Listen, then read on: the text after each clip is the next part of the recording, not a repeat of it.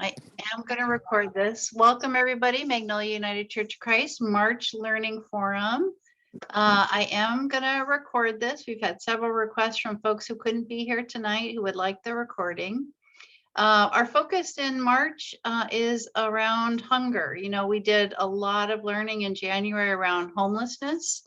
And out of that came a desire to keep working about topics related to that. And so we focused on hunger. So thank you to everybody who did such a remarkable job with the donations to the Ballard Food Bank this month. We came up with about 1,800 pounds of food, 3 carloads. One of those was a truck full delivered last week. So thank you so much for that. Tonight, we are just so honored to welcome Jen Muzia, who is the Executive Director of the Ballard Food Bank. And Jen has been with us in the past. She actually came the Sunday before the pandemic hit to Magnolia UCC. So you are our last in-person guest, Jen. And you talked at that point in time about the new building and all the exciting things that were going to happen. And I believe that was March 4th or 5th. So it's been a busy 2 years since we saw you last time. So Jen asked, I'm not going to spotlight her. Because she wanted to see everybody's faces as we're moving for this. So I'll turn it over to Jen. I will go ahead and mute everybody. So if you have questions or comments, feel free to use the chat function. We've worked with that in the past, and recognize you will have to unmute yourself if you have a question. Okay, go ahead, Jen. Thank you, Marcy, and thank you all. The team has been raving about all the food donations that have come in the past week or so from you, and I can tell you right now it makes a huge difference with the food supply being down and harder to get food for, whether you're shopping or you're buying for a food bank. It all makes a huge difference to have you donate to us. So thank you. And I asked Marcy to keep me so I can see all your faces, because it's hard doing these Zoom presentations when you see no one. I don't know if you're asleep. I don't know if I've completely bored you or lost you. And, at least I knew back in March 4th when I last visited you all that you were awake and alive in the church. And so that was much easier. So appreciate that. I do have a presentation, but I'm not going to put it up because then it makes me super small and it's just a whole thing. So I'm going to kind of go through this with you. I just want to stop because I think a lot of times people ask, like why I do what I do. And the basic reason why is because I really do believe that food is a basic human right. I think everyone should have food. I think that people should be able to have access to healthy food. People should be able to know where their food comes from. It shouldn't be so expensive that you can't get things that you need, whether it's culturally appropriate or dietary appropriate. I think back to, my mom always telling me her story growing up, being a one of 10 big Irish Catholic family in Chicago, right? And, having to not have food and taking the wrapper from butter, right? And maybe licking that to get what you need, the salt and fat, right? And I think no one should have to go through these things, but yet we've created a system where food is expensive. Unhealthy food is less expensive. And there's places that it's really hard to access food when you need it for your family. And how you access it can look very different depending on where you live. And so tonight, just kind of wanting to walk through a bit, I'll talk about the food bank itself, but really, I really appreciate what the work that Marcy's having you all do in talking about these bigger topics at a higher level around, around hunger and why why there is food insecurity, right? You've looked at homelessness and why there's homelessness, but really stepping back and saying, okay, why is it that we're in this space that we are around food insecurity? So that's kind of what I'm going to walk through tonight. And then I'm hoping that we can just have a nice conversation at the end, and you can, pepper me with questions, which I like to have. And hopefully maybe I'll know some answers, maybe I won't. But so when we think about food insecurity, it's really the lack of access to sufficient food because of limited financial resources, kind of what we're talking about, right? Matter of fact, did anyone see the Walls? If you did, raise your hand. See the Washington Post article today about inflation and food and what that means for our community and people across the country, right? The inflation is going up, food prices are going up. I was reading something, watching a video today that was back in December that food had increased 5.4%. And now they're projecting it to increase, 7%. I mean, your eggs are going up, right? All these things are going up. The cost of gasoline is going up.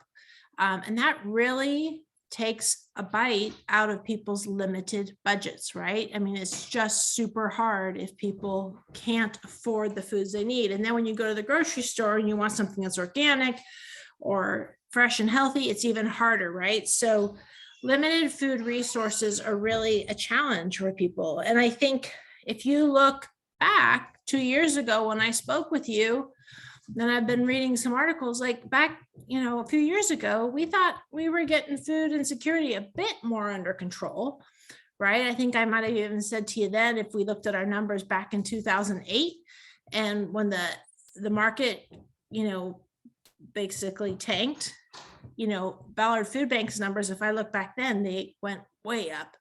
It never came down, right?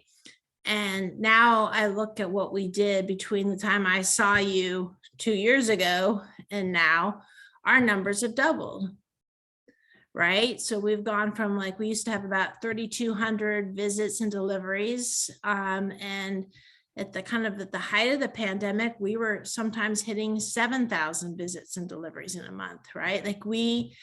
It was crazy. We went, and so when we think about that, in our own country, the stat from Feeding America was 42 million people are hungry, right? They have food or facing food insufficiency, insecurity. I mean, that's 1 in 8. And if you look at children, it's 1 in 6. It's about 13 million children.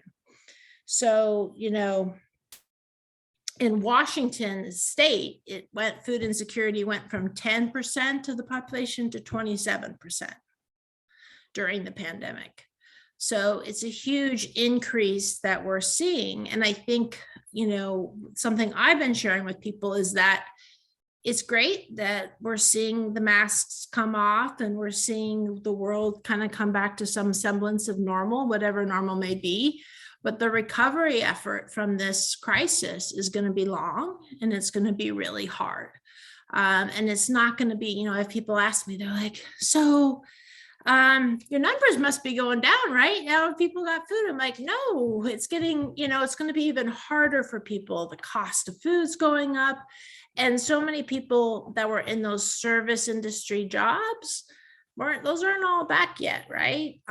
So as we think about what is it, often I'm asked who visits the food bank, right? Who comes? And I think I've shared this with you all before, but what does food insecurity look like? It really looks no different than me or you on here, right? It looks, seniors are coming in, families are coming in, individuals are coming in, people who right now, I've seen more people come in who've said they never thought they would ever have to visit a food bank, right? It's not something that people think about.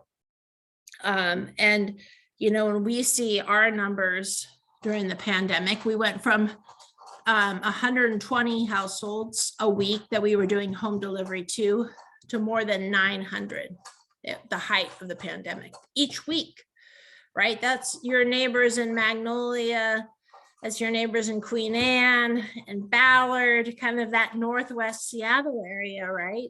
Folks that, you know, as our response was we were going to do drive-through and we were going to do home delivery to make sure people could stay safe. And that home delivery number shot up. Previously, it used to be people who we consider more homebound, really hard to get out. But we opened it up because we knew that with COVID, it was safe for people and for our team, quite frankly, to stay home, right? So I think that is,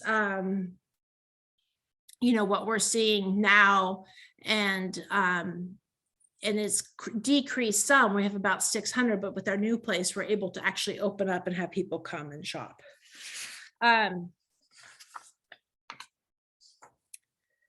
So, you know, when you think about why people are hungry, I think it's helpful to step back, because I think a lot of times, and I think I've seen this particularly with COVID, there's judgment, right? Like people before COVID, I would hear sometimes, well, I saw so-and-so, they had a new car and they were at the food bank. Or I saw so-so, and you know, I know they have a nice TV, right? Like a lot of judgment in our society. I think we've all seen that. But I think if you really step back and you think about why people are food insecure, it's systemic, right? There are systems that have been created that have opened it up for people to not have access to food, quite frankly, right? I mean, you think about, look at, you know, what people are paid, right? Minimum wage, it's not enough. You know, you can't live off of some of those basic things. And Seattle got moved up to $15 an hour, but that's not enough for people, right? And so I think, you know, having living wages for people, having, you know, because many people are visiting the food bank and they're working. They're working multiple jobs. They have families. They're doing all these things, right? Think about sudden loss of job with COVID, right? When something like that happens, some reason people could really understand that more with the pandemic, right? That there was, oh, you lost your job because of the pandemic, right? And just how people process that there was just much, I don't know if you saw it, but I wrote an article for the Seattle Times, but about having empathy for people. And that's the one thing, Marcy, you and I were talking right before this, there was some I don't know, there was some good things, maybe good learnings that came out of the pandemic. And I think one of those was suddenly we realized how much we do care for one another, how much we really do care for our neighbors. And there was so much support and generosity that we saw as our community really rallied around people who were losing jobs, right? And I think it really, to me, it was a blessing, so to speak, to be reminded about how much people care for one another.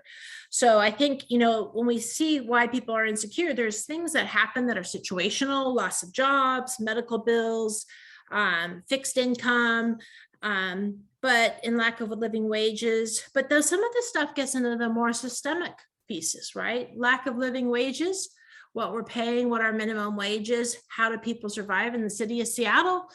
You know, you've seen all sorts of articles about what a living wage is. As an organization, we just increased our starting salary to $25 an hour because we want to make sure whoever's starting with us is paid adequately, right? I think that's important.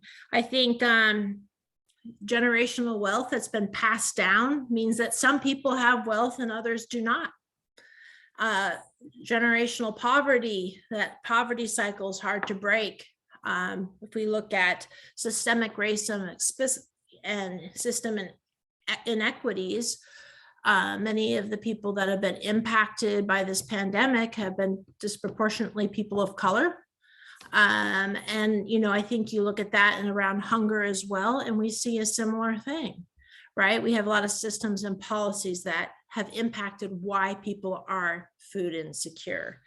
And so those are things as an agency we think about as we look at this, Um, I think that a couple of things I would just say is it's really interesting, the food insecurity. And then I was thinking about all these different words that are out there to describe the problems around hunger, right? So people talk about the food system itself, which is how we package and process food. It's where food comes from. And when we talk about government commodities, that's what we get as a food bank. Talk about food justice and really people having the right to grow, sell and eat healthy food. We talk about food deserts, areas in our pockets in our city where it's hard to access healthy food, or, I've even seen this term like a food swamp, where basically a term implying that you can get access to unhealthy food, but it's in some communities, but it's really hard to get access to healthy food.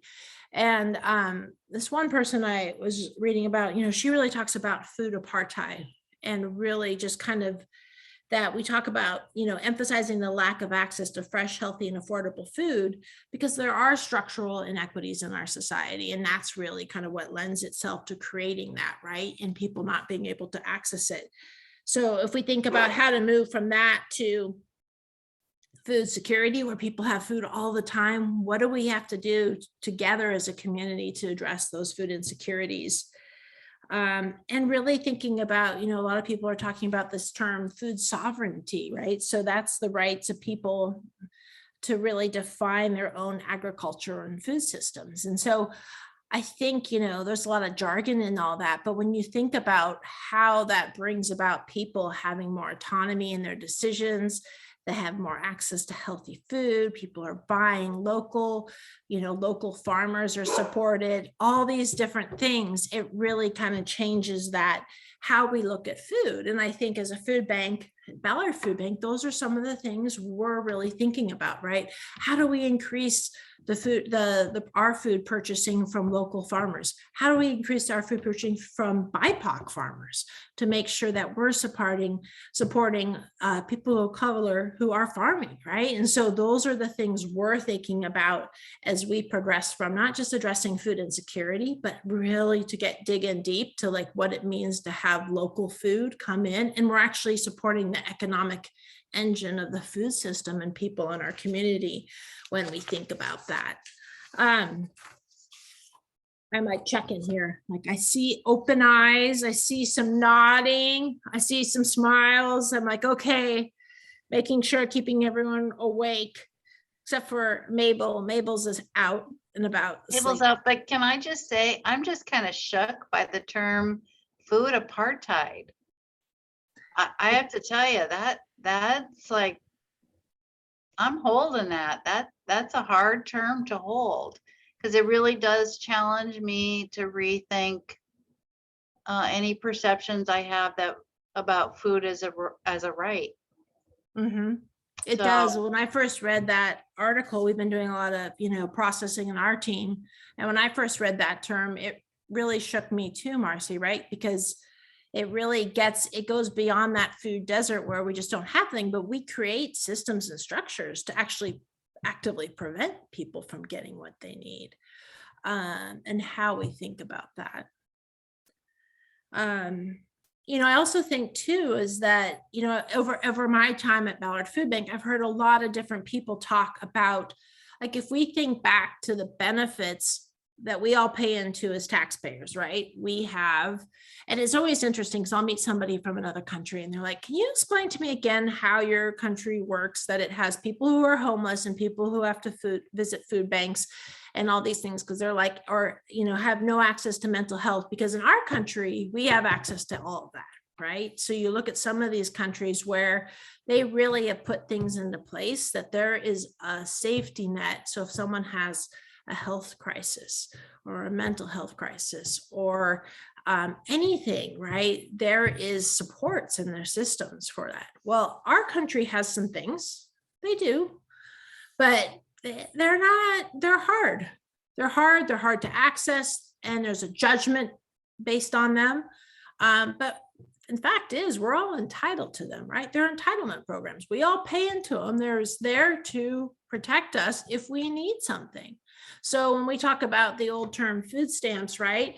That's really now, I mean, now they call that SNAP benefits, right? So that's the Supplemental Nutrition Assistance Program. And that program's complicated. It's not easy. You know, if your salary fluctuates, and let's try to even say, if your hourly wage fluctuates even a little bit, where suddenly you're earning more, your SNAP benefits go down, right? You know, and there's been some new things that have come out that are improving that. I'm not going to get into politics, but some policies have been put into place to handle that. There's the WIC program, which is, you know, special nutrition program for women, infants, and children. I'm sure many of you have heard of that. There's, you know, nutrition programs that are at the federal and state level. Just a couple of years, I'm running, losing my mind in terms of time with COVID, but the breakfast before the bell, you know, feeding kids breakfast before they go to school. Washington State passed that, free and reduced lunch, right? Which, you know, if a kid can't afford lunch, someone should be making sure they can get lunch, right? There should be no question asked on that. And then as food banks, we actually participate with what's called the Emergency Food Assistance Program, which is TFAP, and that's government commodities. That's actually a program through the USDA. A lot of this is from the USDA, right? Which I think people don't get. Like, the USDA is actually working with the farmers, but then they kind of give us the leftovers, right? So they give us these commodities, and during COVID, we got a lot of commodities. We would get stuff, but it's like, who wants a 10-pound can of corn other than the Sizzler, right? Like, it doesn't, people, you know, but we were getting 10-pound cans of corn, commodities from the US government getting passed through Washington State Department of Agriculture and through Food Lifeline to food banks, and then passed out at these lines that people saw driving through, right? And so we get a lot of government commodities. Actually been struggling with that recently because of the manufacturing, right? Talk about food system, right? So I think, you know, that's something as food banks we're actually advocating for some change on, because we want to see more local food coming through our food system, getting to our people that's culturally appropriate, dietarily appropriate, and it's healthy and fresh, right? We want that kind of food, not canned goods that, you know, are hard and most people don't want to get, but we want to make sure farmers can have that income. And so that's how the USDA works, right? So economics, right? It's a lot of economics in the food system and what people get. So we do get that. And then the other thing that people can access are food banks and food pantries. Like, some people, I can't remember who said it. Somebody said they were, I think it was Chris from LA. I don't know. In LA, they may have called them food pantries. Here they call them food banks. Like, I'm a food bank, but like Food Lifeline is like a big food distributor. They're not, but they are also considered a food bank. But in some other states, Ballard Food Bank would actually be considered a pantry. So, so just sharing that.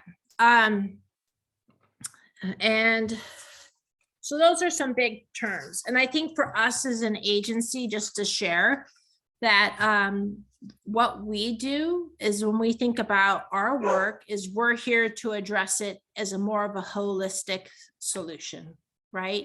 So when I came and talked to you a few years ago, I was like, we're building this great space because we know that it's, you know, going back to these issues that we see, they're systemic and there's lack of access to the resources people need. And so but people come to us to get healthy food.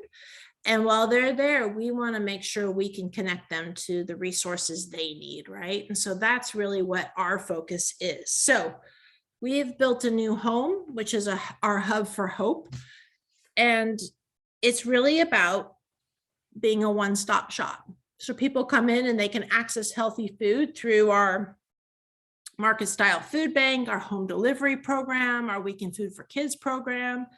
But then we also have these programs that are really about how do we connect people to self-sufficiency, right? How do we address some of those systemic issues we talked about, loss of job, needing health care, these different things. So we work with our clients around that, how to access housing, right? Mental health, physical health, all of those things that are so important. We have financial assistance programs. We've been doubling our budget for financial assistance because more people with the eviction moratorium, we were still paying on people's rents, right? People needed more money actually. So we've been helping on that. We have our mail program, and then we bring in our partners to offer those different services.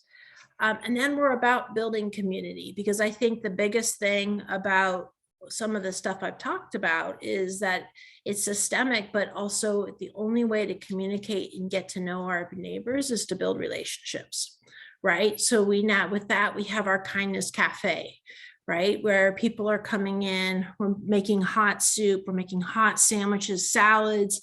Any one of you could come in, you'll be able to sit down and eat once we're in a better place with COVID. But right now people are taking that food to go, right? So this Kindness Cafe, where we're building community, we're finding ways to connect our clients to our community hub. We have our volunteers that get really engaged in our community. Again, finding ways to build relationship with our neighbors so that we can really address some of these more systemic issues and better understand what their needs are. With the pandemic, we are now open to anyone can come shop. And so we have people from all over Seattle coming to shop at the Ballard Food Bank. Our home delivery program, our weekend food for kids program, and our financial assistance program continue to be zip code specific. So that's Magnolia and Ballard, and it's really Northwest Seattle, right? I think I shared that with you before. Like we go all the way up to 145th, South Lake Union, Queen Anne, Magnolia, and then all the way up through the Aurora corridor. So, we're serving all these households there, but really, we want to make sure everyone feels welcome to come into our space, come in to shop, and all of that. And I think from our standpoint, what we see is people coming in.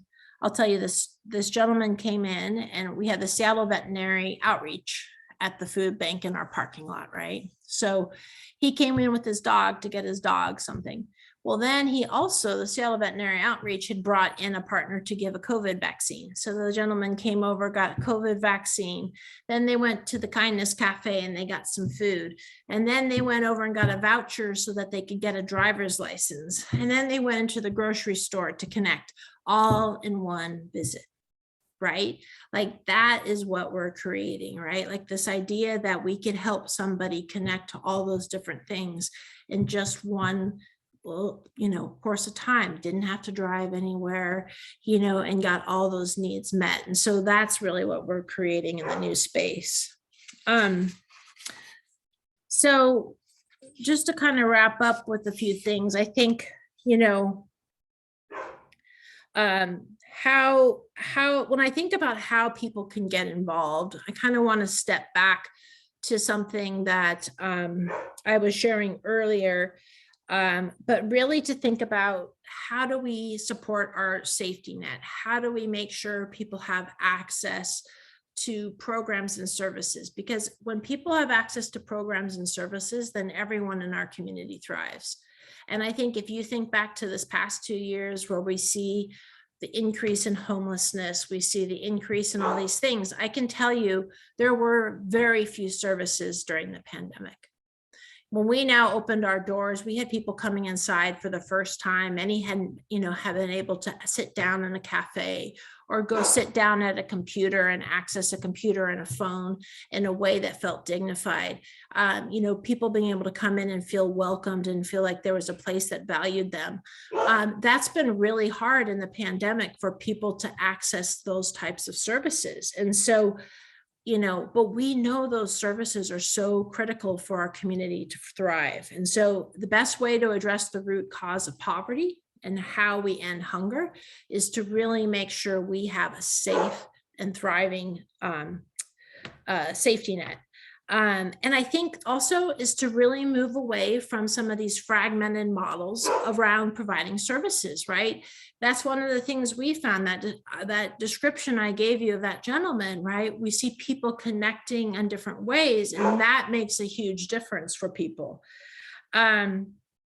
Really thinking about how we strive for food sovereignty, and that healthy food is a basic human right. And making sure that we're not telling people what they should eat or what they need, but instead listening to them and being in relationship with them.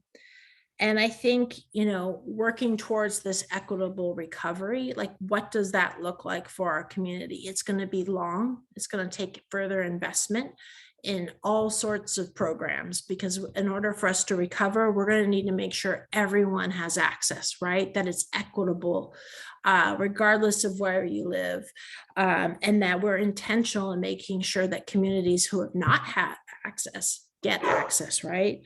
But I think a big thing too is really knowing too, I think something I, touched on was that asking for help became okay in the pandemic, right? Suddenly it felt like people wanted to support that. They saw it.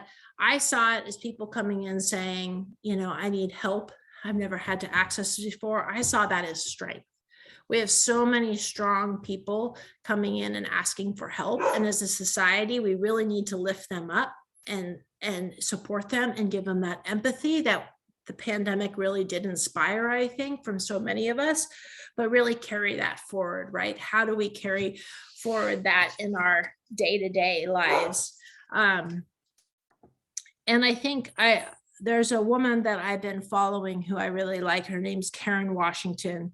But Karen says, and I'm going to quote her, this is not something that came from my brain, but it's so well said, I think. Food justice is not a passive movement. If you're actively working on food justice, you have to be actively working on dismantling the injustices that you see.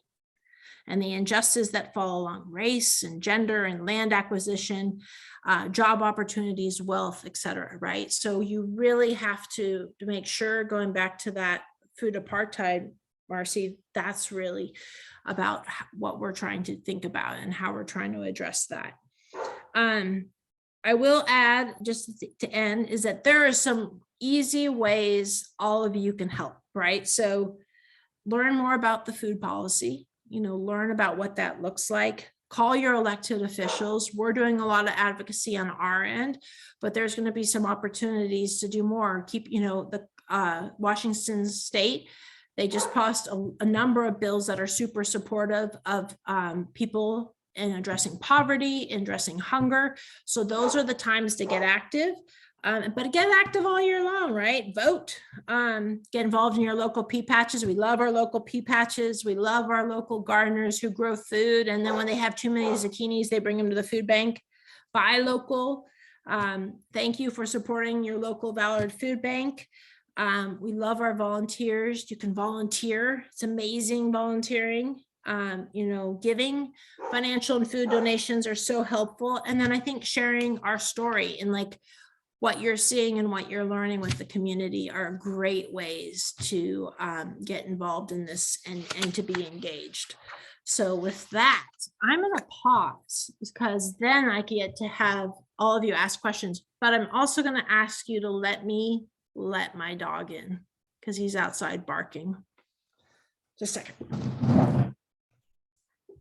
So I'm just curious, Marlis, you're an active volunteer at the food bank, right? Is there anybody else that's there now? So some of you have, and Donna, you are, okay. Yeah.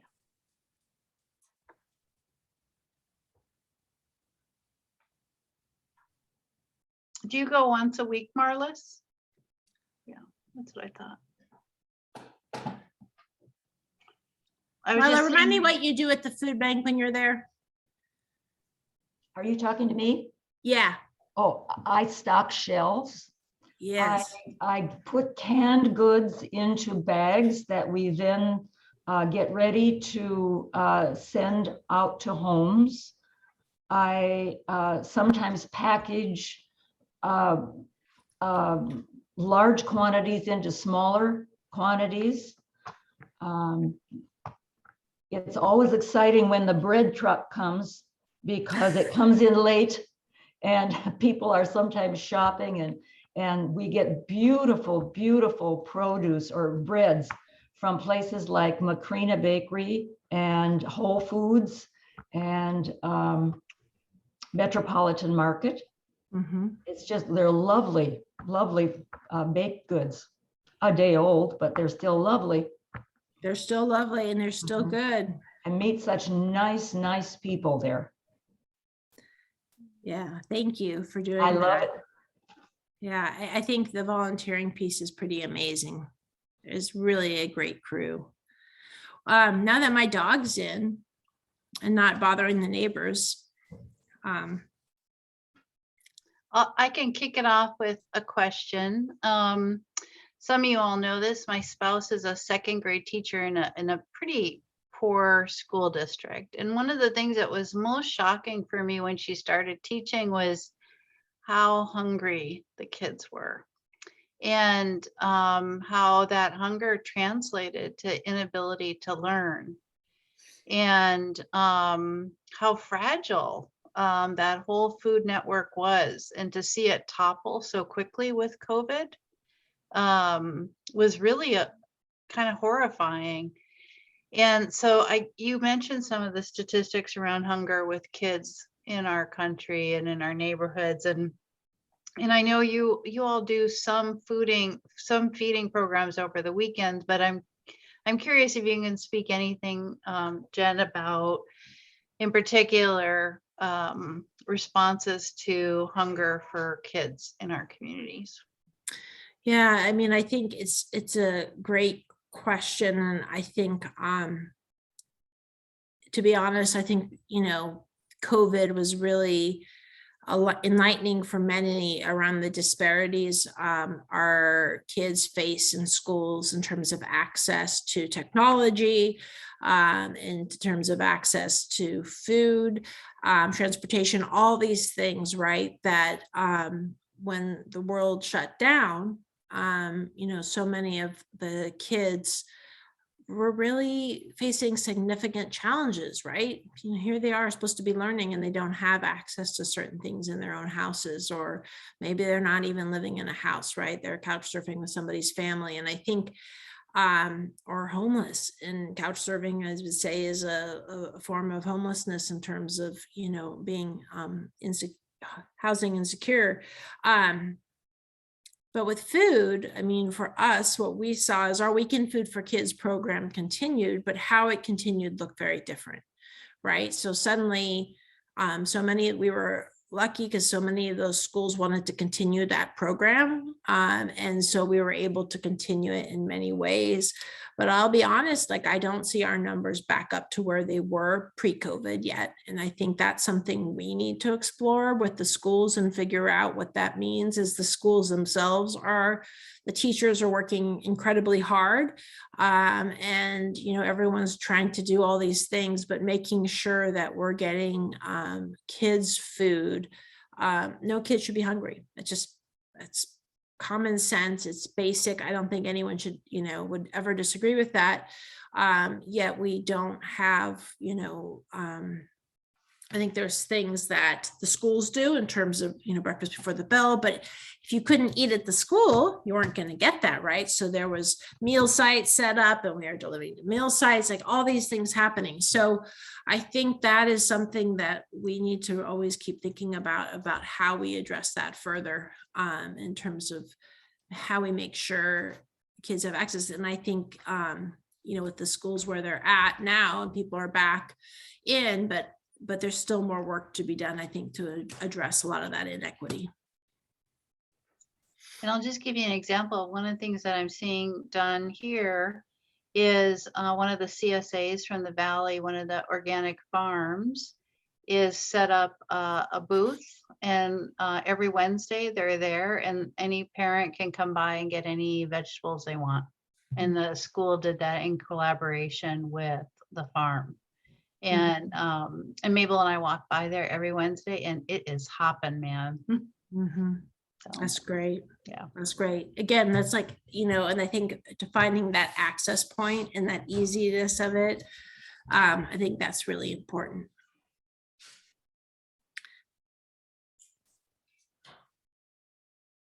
Dawn, you have a question? I wonder if the food bank ever rejects some donations. What if it isn't fresh or it isn't organic or there's too much sugar? So then what do? Do you have any policy about what can be donated? That's a really good question. So I will tell you that we recover. So you all know, I think, we go out and we recover food at grocery stores, right? And most of the stores are very good about making it not so much about recovery, but really not treating the food as waste, because that's actually food that's going to go to somebody else, right? But treating it as amazing food and holding it sacred and getting it to us safely. So that's the stores that we appreciate the most that do that kind of thing, because they think about it as it's going to be going to somebody else's shopping cart and just in a different location, right? And so having said that, though, we also get food that's not good. And so our kind of, when we sort, if we wouldn't eat it, toss it out, right? And so, yes, we have compost. And I think, to your question about sugar, or we have put a food policy in place, and we're trying to do some work on that too, to share with people, we would rather have low salt soups, or certain things we'd rather have more fruits and vegetables. But also thinking about, we do get baked goods, right? And I also know that I buy my kids cookies. And so wanting people to have access to something that might be a special treat, it might be their birthday cake. I've seen that. But also recognizing that we want to, our fresh produce, right? It's gorgeous when you see it in that grocery store. That grocery store looks just like a PCC. I would love to have you all come down, and when that fresh produce is set up, it looks no different than what you would see in that PCC, right? It's beautiful. And we also buy a lot of food just for that reason. I mean, thinking about those kids, we make sure we're buying crisp apples, slightly green bananas, so that that's something the kid will want, right? And so those are things we do too. So in answer to your question, yes, there is food that if it's not something someone should eat, or doesn't follow food safety guidelines, of course, it goes. I always ask people, I'm like, donate something that, look online, don't donate something you would eat, right? That's a good policy. Yeah. Diane? In the Magnolia Village, there's a donation center set up for the Ballard Food Bank. Mhm. And I like to support it. And I'm wondering, are there, Jen, some staples or something that you always need? Mm-hmm. That's a great question. What we've been eating lately is rice. Rice is good to get to us. All kinds of rice, probably not much brown rice. And then people don't like whole wheat pasta either. Gluten-free items are things that people appreciate. We keep it updated, a list updated on our website as well, of things we need. And we're trying to find ways through social media. So if any of you are on Facebook or et cetera, Instagram, that we can post things that say, oh, these are high need items right now. So we try to keep that updated on our website. But I know rice has been something that's been low lately, and something we always need. I know that, when we did our donation for this past month, we have a list of things to put in a bag. And so is that also a good list of stuff that you kind of always need, or does it change kind of from month to month? So that list came from their website this month. All right, then I'll check that, because I like to buy it in bulk for things that you can really always use. So, yeah. Jen, is there any way you do you do any type of alerts when you need something? Is there any way we could get on an alert list? That's a great idea. I know we've been putting things like on our Amazon wish list and then on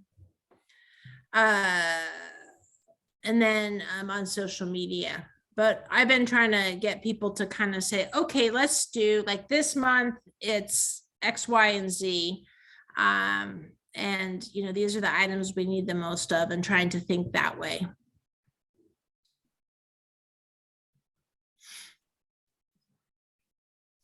But I will see if there's I like that idea of alert. And then we do send out like an email to our donors too. So if you are on that list, we often will say things in there too, or to our volunteer list as well. Other questions? Donna? Yes, can you hear me? Yes. Okay, so I volunteer. I don't go to Magnolia UCC. I go up in Richmond Beach, and so I'm in the Snohomish County area where I volunteer. And I'm just wondering about how many volunteers do you use a week, a month, whatever? We probably on any given day, gosh, probably have somewhere between 40 to 50 volunteers in any given day throughout the day. And At how many, different times, people doing different shifts, like on a day like today where we're open till 7. Right. So we started at 8 and people work till 7, and that's when we close. So there's a lot of people coming through to volunteer. yeah. And how many days a week are you open for people to shop? 4 days a week. So we're open Monday through Thursday. And then on Mondays and Thursdays, we're open for shopping from 1 to 7. And then Tuesdays and Wednesdays from 11 to 4. And then the Kindness Cafe and Hub open at 10 a.m. On each of those days. And then they close an hour before the food bank. The Kindness Cafe does. But our hub is open throughout that time. That's pretty wonderful.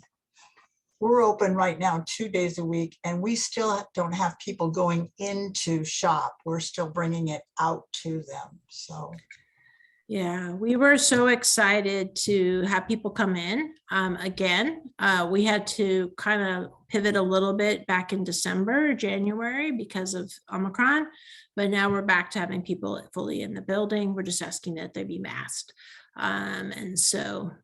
But it's great to have people have that ability to shop for themselves and pick out what they want. And we find that's really the best way for people to get food. Again, that choice really helps. yeah, thank you. You're welcome. Thank you for volunteering up there. Other questions?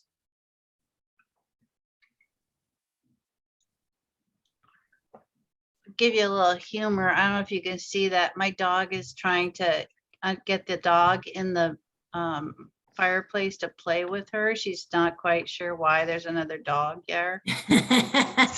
She's not the sharpest tack. Okay, I want to be cognizant of time. Anything else that people have comments or questions for Jen, and we'll let her on her way. Just Okay, let me tell you, next month, we're gonna be doing trauma and spiritual trauma. Carson Hawks is gonna be speaking. So some of you have gotten to know Carson, what an amazing human being. And so Carson will be talking about spiritual trauma and recovery from all of that. So that'll be a good one. That's our next session in April. So, and Jen, I have to say thank you for all the work you do in our community. Thank you for your leadership. Thank you for your words tonight and your wisdom, and so graciously offering them to us. So thank you, thank you, thank you. Thank you all for your support. I really appreciate you all. It's good to see you. I look forward to, you're the last group I was in person with, really, that I spoke at. So good to see you all, but hope to be back in person someday soon. Yep. And thank you for doing this and inviting me. Appreciate it. Thank you. Have a good night.